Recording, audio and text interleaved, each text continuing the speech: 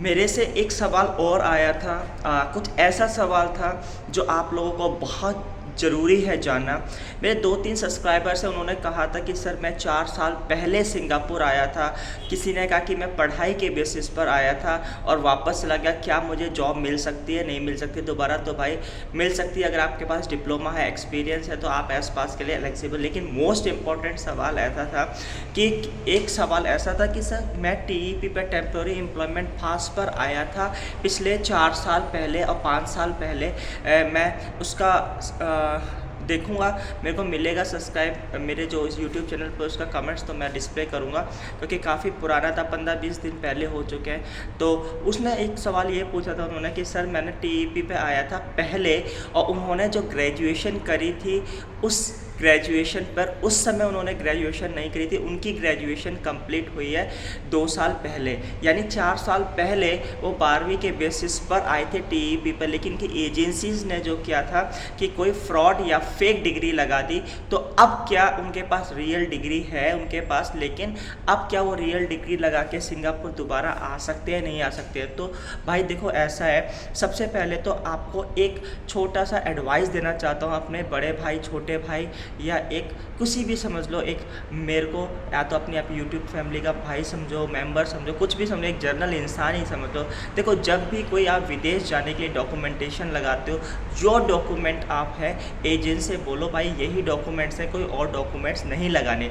India में काफ़ी agents, अब देखो टीईपी की टेम्प्रोरी एम्प्लॉयमेंट पास की क्या होती है रिक्वायरमेंट, सबसे बेसिक रिक्वायरमेंट है कि आप ग्रेजुएट होने चाहिए। लेकिन कुछ स्टूडेंट्स हैं जो 12th पढ़ाई कर रखी है, उन्होंने 2-4 साल का गैप है, तो एजेंट क्या है, कोई फ्रॉड डिग्री या फेक डिग्री लगा के टीईपी लगा देते, क्योंकि उनको तो एजेंसीज फीस से मतलब है फिर, लेकिन करियर आपका है। तो जैसे अब उस बंदे ने क्या करा कि 5 साल पहले वो आया टीईपी पे, उसने 12वीं के बेसिस पर उसने तो 12वीं पास करी थी, तो उसको तो क्यों, सबसे पहले क्या है, आप जिस वीज़ा पर जा रहे हो उस वीज़ा पर रिसर्च करो। तो उस बंदे ने शायद रिसर्च ना करी हो, उसने टीईपी के लिए अप्लाई करा, एजेंसी ने कहा कि हाँ हो जाएगा, लेकिन टीईपी पर जब उसने वीज़ा लगाया तो भाई एजेंसीज ने कोई फ्रॉड डिग्री लगा दी और उसका वीज़ा अप्रूव हो गया, 4 महीने काम करके वो वापस भी चला गया। लेकिन अब उसके पास रियल डिग्री है, उसने पढ़ाई करी, अब वो पूछ रहा है कि सर क्या मैं आ सकता हूँ? तो देखो ऐसा यार, जो अगर आप किसी भी वीज़ास पर आते हो, एक बार आते हो तो आपको एक फिन नंबर मिलता है,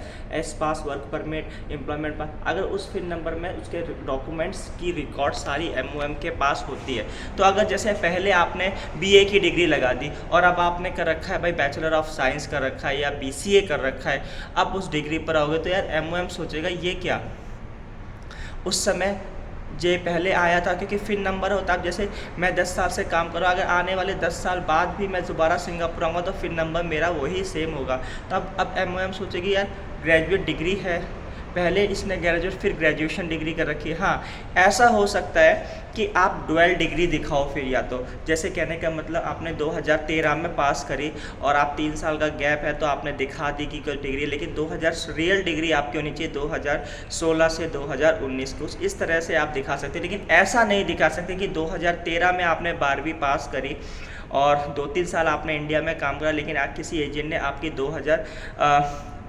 2013 से 2016 की आपकी बीए की डिग्री लगा दी और आपने रियल डिग्री 4 महीने बाद 2000 करी दोबारा, तो भाई एमओएम आपका कैंसिल कर देगी, वीज़ा आपको इशू नहीं होगा वीज़ा। तो भाई ध्यान रखें, सबसे पहली चीज़ मैं आप लोगों को, यार एजेंटों की गलती नहीं है, कुछ हमारी भी गलती होती है, हम सब ब्लेम करते हैं एजेंटों का। लेकिन एजेंट क्या करें, उन्हें तो भाई उनकी भी रोजी रोटी है, उनको तो काम करना। और आपका जो मैंने देखा काफ़ी एप्लीकेंट्स होते हैं भाई, उनको बाहर जाने का शौक़ होता है, बाहर जाने का जज्बा होता है, बस उसको ये नहीं पता, वो बोलते हैं कैसे भी भेज दो। तो फिर एजेंट लोग क्या होते हैं, fake degree, fake statement, fake ऐसी चीज़ें लगा के आपका वीज़ा इशू करवा देते हैं। लेकिन बात ये मैं आपको कह रहा हूँ, सजेस्ट कर रहा हूँ भाई, देखो ये चीज़ें सही नहीं है, इन फ्यूचर में आपको प्रॉब्लम हो सकती है। जैसे उस बंदे को प्रॉब्लम होगी, उसने मुझे मैसेज करा था कि सर मैं टीईपी पे आया था 5 साल का, अब उसने फेक डिग्री लगा के गया, वो रियल डिग्री भी उसने कर ली, अब यहाँ पर लगाएगा तो उसका वीज़ा बहुत बहुत कम चांस है। क्योंकि यार एक बात बताओ, 2013 में आपने 12th पास करी, 3 साल का गैप करा, आप इधर आ गए, और आप उस बंदे ने आ गया, फिर उसने कोई डिग्री नहीं की और फिर रियल डिग्री करी, फिर यहाँ लाएंगे। हाँ, डुअल डिग्री दिखा सकते हैं अगर टाइम का गैप हो तो। अब कुछ बंदों ने क्या कर रखा है, 12th के बेसिस पर टीईपी पे भेज देते हैं, वो वापस चले जाते हैं, फिर पढ़ाई करते हैं और फिर बोलते हैं फिर एमओएम को पता लगता है यार ये 2013 में बीए भी कर रखी है और 2013 में बीएससी भी कर रखी है, 2000 तो सेम ईयर्स में। तो कुछ इस तरह का ध्यान रखो। और मैं तो कहता हूँ फेक डॉक्यूमेंट्स मत लगाओ भाई, बहुत प्रॉब्लम हो जाती है। फेक डॉक्यूमेंट्स अगर आपको पकड़ा भी जाता है तो आपको cancel visa on the spot आपको वापस करा जाता है, आपके साथ फाइन भी हो सकता है। तो इन फ्यूचर में ध्यान रखो भाई, किसी के साथ हो गया तो अब आगे ना हो। ये एक एडवाइस है कि जब आप अपने डॉक्यूमेंटेशन लगाओ, रियल लगाओ, वीज़ा आए ना। देखो एक बात और बताता हूँ मैं किसी को, आपको पता नहीं होगी, जिस कुछ लोग कनाडा का टूरिस्ट वीज़ा लगाते हैं, कुछ लोग ऑस्ट्रेलिया का भी। कनाडा का भी वीज़ा जो है टूरिस्ट वीज़ा फ्रेश पासपोर्ट पे लग जाता है, और कनाडा का वीज़ा फ्रेश पासपोर्ट पे लगने के बाद और किसी के पास बहुत सारे डॉक्यूमेंटेशन होते हैं तो भी वीज़ा नहीं लगता है। तो भाई देखो ये होता है कि भाई ये लक भी होता है, ये ट्राई भी होता है, तो ऐसा कुछ गारंटी नहीं है कि भाई आपका वीज़ा है। अगर जैसे मैंने कनाडा टूरिस्ट वीज़ा की मेरे पास 20 लाख की स्टेटमेंट है और ये है तो मेरा वीज़ा आ जाएगा। भाई फ्रेश पासपोर्ट 2 लाख की स्टेटमेंट पर भी वीज़ा आ जाता है। समटाइम ये लक की बात होती है, लेकिन रियल डॉक्यूमेंटेशन लगानी चाहिए। मेरी ये एक एडवाइस है इन फ्यूचर में, ताकि आपको कोई प्रॉब्लम ना आए। तो इस तरह की जो आप किसी भी एजेंसी से कंसल्ट करो कि उनसे बोलो कि सर मेरा ये रियल डॉक्यूमेंट्स है, यही, कोई और डॉक्यूमेंट्स बनाने की ज़रूरत नहीं है। हाँ, अगर आप बना सकते हो तो बनाओ, लेकिन fake degrees, fake things, fake statements, ये सब चीज़ें गलत है। आई होप सो आपको वीडियो अच्छी लगी होगी। वीडियो अच्छी लगी like and subscribe. Thank you for watching this video.